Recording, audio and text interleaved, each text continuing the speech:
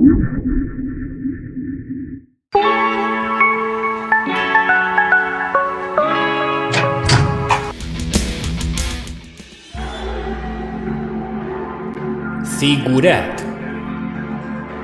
A inicios de 2015 y tras su lanzamiento para PC a finales del año anterior, aparecía para las videoconsolas de octava generación el que en ese mismo instante era el último juego creado por uno de los estudios españoles con más posibilidades de convertirse en un grupo afamado. Milestone Studios, hasta ahora centrados en proyectos de pequeña índole, nos permitían disfrutar de su magnífico Ziggurat, un videojuego a medio camino entre los shooters más clásicos, los dungeon crawlers y el roguelike. Imaginad un juego en el que hay muerte permanente y en el que cada partida se disfruta dentro de unos escenarios generados proceduralmente, donde nunca se dan dos configuraciones de niveles exactamente iguales.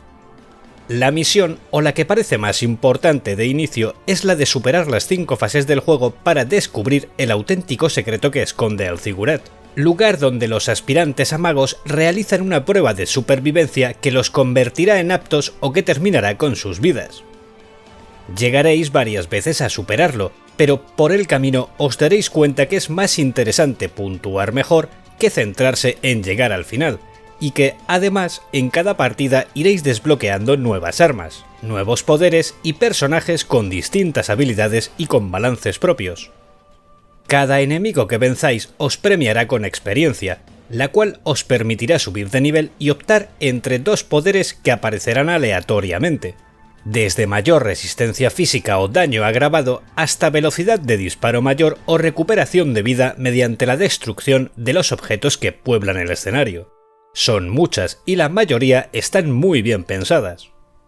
Como estas habilidades, al igual que las armas, aparecen de esa forma aleatoria que antes os comentaba, la sensación de que las reglas cambian en cada nueva partida es algo bastante palpable, a lo que hay que añadir las variantes posibles que se dan con el mismo azar por norma. Las estancias pueden contener enemigos que de repente se mueven lento, al doble de velocidad o que cuentan con resistencia extra.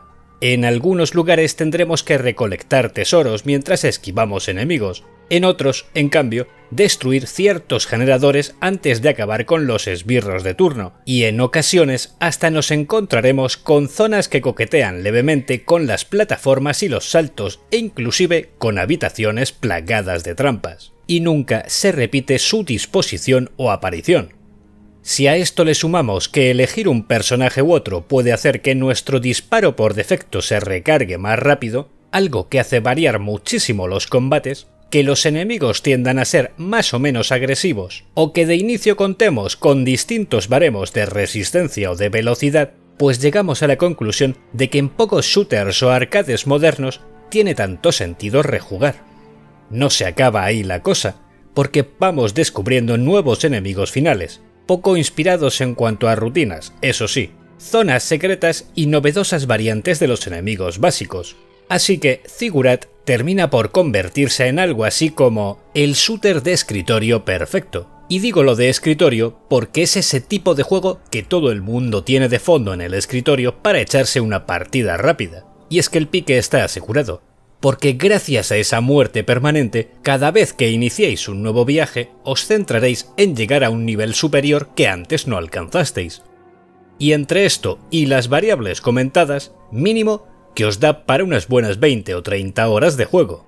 Lo mejor, aun con lo dicho, es que a los mandos se siente tan clásico y tan agradable como Hexen o Doom, por poner dos ejemplos sonados, y aúna muy bien la simpleza a los mandos con su gran cantidad de posibilidades. Además, es un juego bastante bonito, muy agradable para la vista y que emplea de muy buenas formas el engine Unity, el cual, y es un problema menor, tiende a rascar un poco en las actuales videoconsolas, aunque aquí suele mantenerse sobre los 50 frames por segundo la mayor parte del tiempo.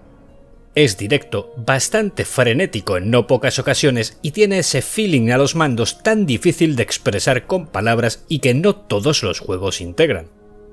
Como fallo más destacable, se puede decir que pasadas esas 20 o 30 horas iniciales, el factor sorpresa disminuye mucho, aun siendo divertido todavía, porque los chicos de Milestone debieron crear más situaciones diferentes, pero quiero insistir en que son pequeñas taras, propias de una producción con presupuesto seguramente muy moderado.